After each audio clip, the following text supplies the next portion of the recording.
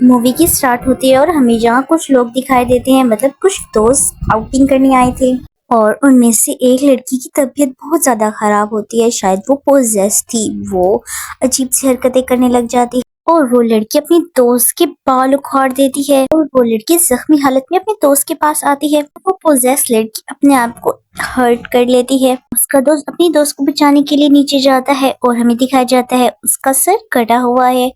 और यहाँ ये मूवी स्टार्ट होती है। ये मूवी बहुत ज्यादा हॉरर है और पसलीन तौर पर मैंने ये खुद देखी है और ये मुझे बहुत ज्यादा ड्रॉपनी लगी है। तो मैं आपको यही सजेस्ट करूंगी कि आप ये लास्ट में देखें और सिनेमा वगैरह में तो देखना भी मत, ठीक है। हमें यहाँ एली दिखाई जाती है जो कि अपने अपार्टमेंट में अकेली रहती थी अपने बच्चों के साथ। एली की बहन आती है एली से मिलने। बेथ इन सबको गिफ्ट देती है और वो एली के हस्बैंड के लिए भी गिफ्ट लाई थी, लेकिन यहाँ वो जब पूछती है तो सब लोग खामोश हो जाते हैं। एली अपने बच्चों को बाहर भेज देती है ताकि वो बेथ से बात कर सके। एली बेथ को बताती है कि हमारा डिवोर्स हो गया है और मैं अकेली रहती हूँ। बेथ कहती है कि तुमने मुझे पहले क्यों नहीं बताया। और हमें दिखाया जाता है जब एली के बच्चे वापस आ रहे थे तो वहाँ अर्थक्वेक आ जाता है, जिसकी वजह से वो तीनों बहुत ज्यादा डर जाते हैं। और कुछ देर बाद ये अर्थक्वेक खत्म हो जाता है। डैनी को एक रास्ता मिलता है। वो देखता है जाके ये इस रास्ते में क्या है। वो अंदर जाता है तो उसे वहाँ बहुत सारी चीजें मिलती हैं और उसे वहाँ फेस्ट की पिक्चर दिखती है और जीसस क्राइस्ट की भी, यानी कि यहाँ कोई पावर थी, मतलब एग्जोर्सिज्म किया गया था क्योंकि यहाँ बहुत सारे साइन भी थे। डैनी को वहाँ से एक बुक मिलती है जो बहुत ही अजीब सी थी और हमें दिखाया जाता है एली अपने बच्चों को ढूंढ रही होती है। उनके बच्चे आते हैं और एली ये देख के बहुत ज्यादा खुश होती है। डैनी वो बुक देखता है। वो बुक बहुत ही अजीब थी, एक नुकीले दांतों से ढकी हुई थी और वो खुल भी नहीं रही थी। डैनी का खून उस बुक पे गिरता है और अजीब सी बात ये है कि वो बुक उस खून को जज्ब कर लेती है और खुद ब खुद खुल जाती है। और डैनी वो बुक देखता है। बुक में बहुत ही अजीब अजीब चीजें बनी हुई थी, यानी कि कोई पावर थी। और वो रिकॉर्डिंग भी चलाने लग जाता है जिसमें बहुत ही अजीब चीजें थी। और हमें एली दिखाई जाती है जो कि कपड़े धोने जा रही थी और अचानक से कोई पावर उस पे हमला कर देती है। एमली को वो पावर बहुत ज्यादा टॉर्चर करती है और उसे बांध देती है और उसकी सारी हड्डियां तोड़ देती है।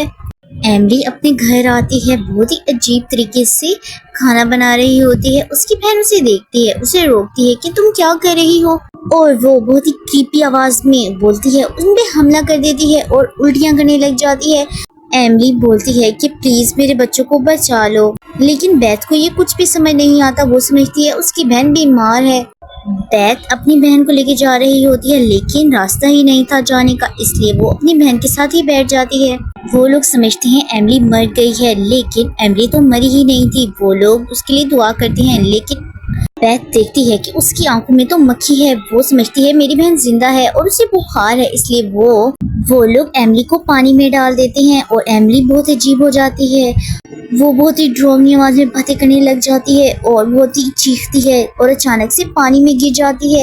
एमली अजीब सा हंस के बाहर निकलती है और डैनी बोलता है मॉम, लेकिन वो बोलती है मॉम तो तुम्हारी मर गई। एली अजीब तरीके से इनके पास आती है और ये लोग भाग रहे होते हैं और इन पे एली हमला कर देती है और वो बेथ पे भी हमला कर देती है। एली ब्रिजिट पे हमला कर देती है और अपने आप को नुकसान पहुंचाती है, यानी अपने दिमाग को जख्मी कर देती है। इन सब से हमें ये तो पता लग गया कि ये एली नहीं बल्कि कोई आत्मा है। एली ब्रिजिट पे हमला कर देती है, लेकिन डैनी वहाँ आ जाता है और उसे बचा लेता है और वहाँ उनका हमसाया आ जाता है और एली उसी पे हमला कर देती है और उसकी आँख खा जाती है और वो सब पर हमला कर देती है। और यहाँ ये बेथ दरवाजा बंद कर देती है ताकि वो अंदर ना आ सके। बेथ देखती है कि उसका हमसाया होता है और एली उसके हमसाये की गर्दन काट देती है और हमें दिखाया जाता है उसे कोई शूट कर देता है और वो एली उसको भी मार देती है। और ब्रिजिट डैनी को कहती है कि सब कुछ तुम्हारी वजह से हुआ है और उस बुक की वजह से। और बेथ ने समझाती है कि आपस में मत लड़ो, हमें कुछ करना होगा। बेथ वो बुक देखती है लेकिन उसे कुछ समझ ही नहीं आता कि यहाँ क्या हो रहा है। और हम देखते हैं कि ब्रिजिट की हालत बहुत ज्यादा खराब हो रही है और उसकी आंख और नाक से खून निकल रहा है। एली की छोटी बेटी एली के पास आती है और एली उससे बिलाप सुला के दरवाजा खोलने को कहती है और हम देखते हैं कि ब्रिजिट को कीड़ों वाली उल्टियां आ रही हैं। एली का जीन कहता है कि बेटा दरवाजा खोल दो प्लीज, और वो दरवाजा खोलती है तो एली उस पर हमला कर देती है। और जैसे ही उसे मारने वाली होती है वहाँ बेथ आ जाती है, उसे बचा लेती है।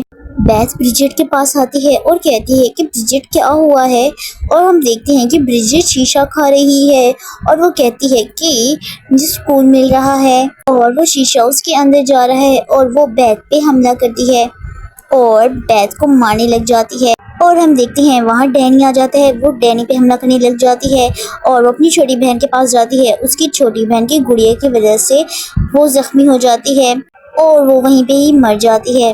और हम देखते हैं कि उस डेविल को बंकर नजर आता है और हमें दिखाया जाता है बेथ वॉइस सुन रही होती है, जिसमें बताया जाता है कि इस शैतान को कभी भी खत्म नहीं किया जा सकता, बल्कि इसे मारा जा सकता है बस। और हमें दिखाया जाता है कि ब्रिजेट जिंदा है, जो कि इन पे हमला कर देती है। वो चाकू निकालती है और डैनी के हाथ पे कट लगा देती है और सारा खून उस पे डाल देती है। डैनी अपने आप को बचाने के लिए अपनी ही बहन को जला देता है और उसकी बहन वहीं जल जाती है। और बेथ को एली नजर आती है, जो कि उसके पीछे ही थी। एली अपनी जान बचाती है, लेकिन वो डैनी को देखती है जो कि मर रहा होता है। एली बेथ पे हमला कर देती है और उसको मारने ही वाली थी कि वो छोटी बच्ची कैंची फेंकती है और बेथ एली पे ही हमला कर देती है और उस बच्ची को लेके बाहर जाती है। लेकिन जब वो देखती है कि यहाँ सब लोग मर गए हैं और हम देखते हैं कि एली तो मरी ही नहीं है, बेथ यहाँ से भागने की कोशिश करती है, लेकिन एली उस पे हमला कर देती है।